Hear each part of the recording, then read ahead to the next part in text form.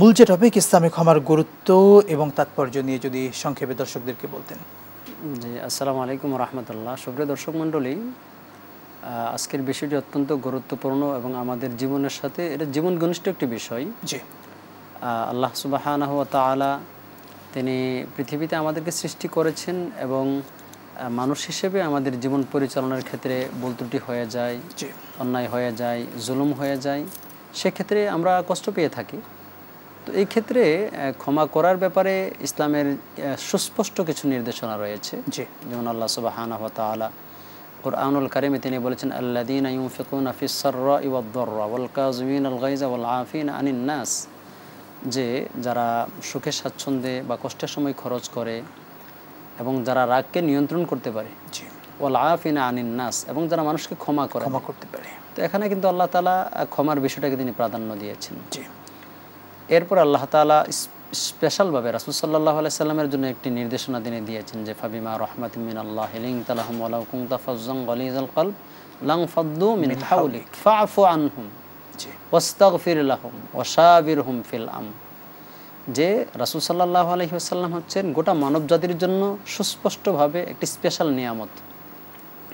এক্ষেত্রে তিনি বলেছেন যে আপনি যদি রুষ্ট হৃদয়ের হয়ে যান বা কঠিন হৃদয়ের হয়ে যান, তখন আপনার আশপাশ থেকে মানুষ ছিটকে পড়ে যাবে।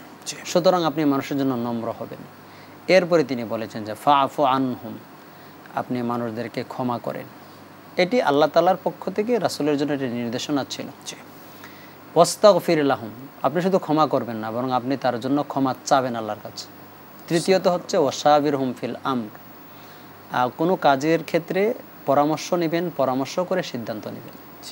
আমি এই আয়াতের সাথে সংশ্লিষ্ট একটি হাদিস উপস্থাপন করছি। একজন সাহাবী রাসূল সাল্লাল্লাহু আলাইহি ওয়াসাল্লামের কাছে একজন যুবক ব্যক্তি এসে বললেন, ইদান লি বিজ্জিনা ইয়া রাসূলুল্লাহ, হুজুর আমাকে জেনা করার জন্য পারমিশন দেন। তো আল্লাহ রাসূল ইন্টেলেকচুয়াল জবাব দিয়েছেন। তিনি তাকে ডাইরেক্টলি নিষেধ করেন নাই যে তুমি এই কাজটা করো না। রাসূল বলছেন, তোমার কি বোন আছে? বলছে হ্যাঁ। বলছে তোমার বোনের সাথে যদি কেউ জেনা করে, এটাকে তুমি ভালোবাসবে? সে বলছে না। আল্লাহ রাসূলের পরে আরেকটা প্রশ্ন করলেন যে তোমার কি মা আছে? বললেন হ্যাঁ। তোমার মায়ের সাথে জেনা করুক কেউ, সেটাকে তুমি ভালোবাসো? তিনি বলছেন না ইয়া রাসূলুল্লাহ, আমি সেটাও পছন্দ করি না। এরপর আবার বলেছেন, তোমার কি ফুপি আছে? বললেন যে হ্যাঁ, আমার ফুফু আছে। রাসূল সাল্লাল্লাহু আলাইহি সাল্লাম বলেন, তোমার ফুপির সাথে কেউ জেনা করুক, সেটাকে তুমি চাও? এভাবে তিনি 4 জন ব্যক্তির নাম উল্লেখ করেছেন। এই 4 বারই সে ব্যক্তি বলেছে যে না, আমার আপনজনের সাথে কেউ জেনা করুক, সেটা আমি চাই না। এরপর রাসূল সাল্লাল্লাহু আলাইহি সাল্লাম তাকে বললেন যে তুমি যার সাথে জেনা করবা, নিশ্চয় সে কারো না কারো মেয়ে হবে, কারো বোন হবে, কারো মা হবে, অথবা কারো ফুফি হতে পারে। এরপরে আল্লাহ রাসূল দেখেন যে ক্ষমার উদারতাটা, মানে তিনি তো শ্রেষ্ঠ শিক্ষক ছিলেন, তিনি সেই সাহাবীর বুকের মাঝে হাত রাখলেন।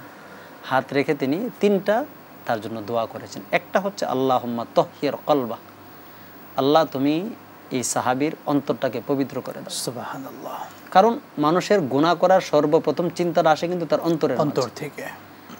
এরপর আল্লাহ রাসূল বলেছেন যে ওয়াহাসসিন ফারজা, আল্লাহ তুমি তার লজ্জাস্থানকে হেফাজত করো। কেন? আরেকটা হাদিসে আল্লাহ রাসূল বলছেন যে মা মাইয়াজমানলি মা বাইনা রিজলাইহি ওয়া মা বাইনা শাফাতাইহি আজমান লাহুল জান্নাহ, যে কোনো ব্যক্তি যদি তার 2 পায়ের মাঝখান লজ্জাস্থান এবং 2 ঠোঁটের মাঝখান জিহ্বা, এই দুটো জিনিসের গ্যারান্টি আমি রাসূলকে দিতে পারি যে এই 2টা স্থান দিয়ে সে কোনো গুনাহ করবে না, আজমান লাহুল জান্নাহ, আমি রাসূল তার জন্য জান্নাতের জামিনদার হব, আমি তার জন্য গ্যারান্টি। সুবহানাল্লাহ। এরপর আল্লাহ রাসূল তার জন্য তৃতীয় যে দোয়াটি করেছেন সেটা হচ্ছে যে ওয়াগফির জামবা, আল্লাহ তুমি তার গুনাহটাকে ক্ষমা করে দাও। দেখেন রাসূল নিজে কিন্তু ক্ষমা করেছেন এবং আল্লাহর নির্দেশনা যে রাসূল আপনি ক্ষমা করে দেন। তো রাসূল সাল্লাল্লাহু আলাইহি সাল্লাম কিন্তু ক্ষমা করে দিয়েছেন। এরপরে তার জন্য ক্ষমা তিনি চেয়েছেন। তো দেখেন যে আসলে ইসলামে শুধু ক্ষমা করা না, বরং যারা অপরাধ করে এদেরকে ক্ষমা করে আপনি তাদের জন্য আল্লাহর কাছে ক্ষমা, তাদের মাগফিরাতের জন্য আল্লাহ যেন তাদেরকে ক্ষমা করেন, এই জন্য আল্লাহর কাছে দোয়া করতে হবে। আল্লাহু আকবার। মোট কথা প্রতিশোধ পরায়ণ না হওয়া। ইসলাম কখনো আমাদেরকে অর্থাৎ মুসলিমদেরকে কখনো সেখানে আমরা প্রতিশোধ পরায়ণ হব